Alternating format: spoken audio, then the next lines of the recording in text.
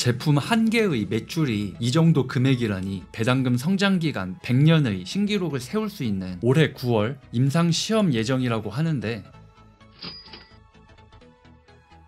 안녕하세요. 배당으로 월급 받는 우물박 배당입니다. 이번 영상에서는 헬스케어 섹터 1위 기업이자 대표적인 배당킹 주식 중 하나인 존슨앤존슨 기업에 대해서 공부한 내용을 공유해 보도록 하겠습니다. 티커는 JNJ, 헬스케어 섹터 제약업종에 속해 있으며 1886년 설립되어 100년이 넘는 긴 역사를 가지고 있는 기업입니다. 시가총액은 404.5 빌리언 달러로 우리나라 돈으로 약 500조 원이고요. 우리나라 1등 기업인 삼성전자 시가총액이 약 300조 원이니 만약 우리나라에 상장된다면 1위 기업이 되겠네요. 미국 내 상장되어 있는 헬스케어 섹터 상위 5개 기업 시가총액을 보면 존슨앤존슨이 404.5 빌리언 달러로 가장 높고, 유나이티드 헬스케어가 2위, 그 뒤로 노바티스, 머크, 화이자 순서인데 헬스케어 섹터에서 압도적으로 1위를 기록 중인 것을 확인할 수 있습니다. 주당 배당금은 4.04달러, 배당률은 2.6%, 그리고 3, 6, 9, 12월 분기 배당을 하고 있습니다. 배당 성장 기간은 58년이고 매년 6% 정도 배당금을 꾸준히 증가시켜주고 있습니다. 최근 실적 발표 자료에서 한 페이지를 꽉 채우며 대문짝만하게 58이라는 숫자를 부각시키고 있습니다. 존슨앤존슨이 58년간이나 배당금을 증가시켜 온 점을 얼마나 자랑하고 싶은지를 잘 보여주는 것 같습니다. 제가 존슨앤존슨 기업에 투자한 이유가 이 배당금 증가 그래프 때문이었는데, 우상향하는 그래프가 정말 아름답습니다. 존슨앤존슨은 크게 소비재, 의료장비, 제약 3가지 사업 분야로 구성되어 있습니다. 먼저 소비재 사업부에는 클렌징으로 유명한 뉴트로지나 진통제인 타이레놀, 밴드에이드, 네오스트라타, 존슨 등 우리가 일상생활에서 사용하는 유명한 브랜드 제품들이 많이 포함되어 있습니다. 이 중에서 2018년 베이비 파우더 제품에서 발암물질인 성면이 검출되었던 큰 이슈가 있었습니다. 베이비 파우더 제품에서 발암물질인 성면이 검출되고 회사에서는 이것을 숨겼다는 의혹이 제기되었었습니다. 손해배상 판결과 제품 리콜을 함으로써 이 당시 존슨앤존슨의 주가는 큰 폭락을 했던 적이 있었습니다. 문제가 되었던 베이비 파우더가 포함되어 있는 베이비 케어 섹터 매출은 소비재 사업부에서 12% 정도를 차지하고 존슨앤존슨 전체 매출에서는 2%의 적은 비중으로 기업 실적에 큰 영향은 없겠지만 기업의 이미지에는 굉장히 부정적인 영향을 끼칠 것입니다. 소비재와 제약을 판매하는 존슨앤존슨 기업은 이런 품질 리스크에도 항상 주의가 필요할 듯 합니다. 두 번째로 의료장비 사업부에는 정형외과나 병원 등에서 사용하는 의료기기 제품들이 있고요. 세 번째, 제약 사업부에는 면역치료제, 심혈관 및 대사, 폐고혈압, 감염질환, 신경제, 항암제의 6가지 치료 영역에서 사용되는 제약들을 개발하고 판매하고 있습니다. 매출 비중으로 보면 면역치료제와 항암제 분야가 각각 33%, 26%로 가장 많은 비중을 차지하고 있습니다. 존슨앤존슨 제약 포트폴리오를 보면 수많은 제약 제품들로 파이프라인을 구성해 놓았습니다.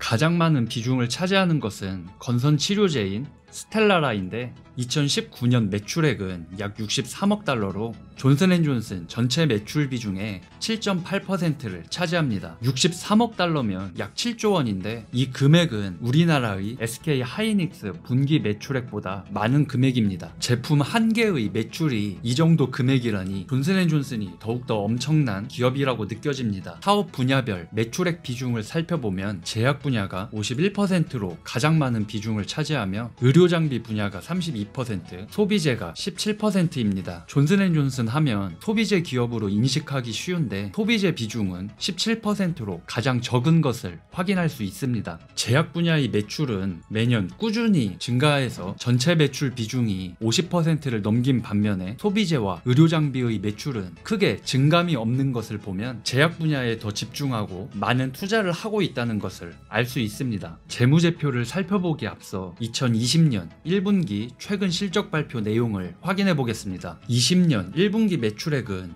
약 207억 달러로 전년 동기 200억 달러보다 3.3% 증가하였고, 순이익도 58억 달러로 전년 동기 대비 54% 증가하였습니다. 사업 분야별로 보면 소비재 사업 분야에서 9.3% 증가, 제약 분야에서 8.7% 증가하였고, 의료장비 분야에서 8.2% 감소하였습니다. 그리고 무엇보다 배당금도 주당 0.95달러에서 1.02달러로 6.3% 증가 발표하면서 배당 성장 기간도 58년이 되었습니다. 바이러스 악재로 기업 실적 악화 공포가 있는 이 시기에 예상 밖의 어닝 서프라이즈와 배당금 증가 발표로 실적 발표가 있던 날 존슨앤존슨의 주가는 4.4% 상승하였습니다. 10년 재무제표를 살펴보겠습니다. 19년 매출액은 820억 5,900만 달러이고 영업이익률과 순이익률은 각각 21.1%, 18.4%입니다. 매출액은 우상향하는 모습이고 영업이익과 순이익은 과거보다 많이 감소하는 모습이나 그래도 양호한 수치들을 보여주고 있습니다. 20년 1분기 실적이 좋게 시작하면서 2020년 실적도 전체적으로 증가하지 않을까 예상해 봅니다. 부채 비율은 165.2%로 17년도부터 160% 이상으로 증가한 모습입니다. 1년 내에 현금화할 수 있는 자산과 1년 내에 갚아야 할 부채의 비율인 유동 비율은 125.9%이며 마찬가지로 17년도부터 감소한 모습입니다. 19년도 잉여 현금 흐름은 231억 8,300만 달러이고 우상향하면서 현금 흐름을 창출해내는 아주 양호한 모습입니다. 배당 킹 기업답게 배당금 지출도 꾸준히 우상향하고 있고요. 불규칙하지만 자사주 매입도 매년 꾸준히 하고 있는 모습입니다. 잉여 현금 흐름으로 계산해본 배당 성향도 43%로 안정적인 수치를 보여주고 있습니다. 개인적으로는 존슨앤존슨도 배당금 성장기간 100년의 신기록을 세울 수 있는 후보 기업 중 하나라고 생각합니다. 저는 존슨앤존슨도 지난번 영상에서 다루었던 프록터앤갬블 기업과 같이 배당 성장기간을 100년까지 늘려줄 수 있는 강력한 후보 기업 중 하나라고 생각합니다.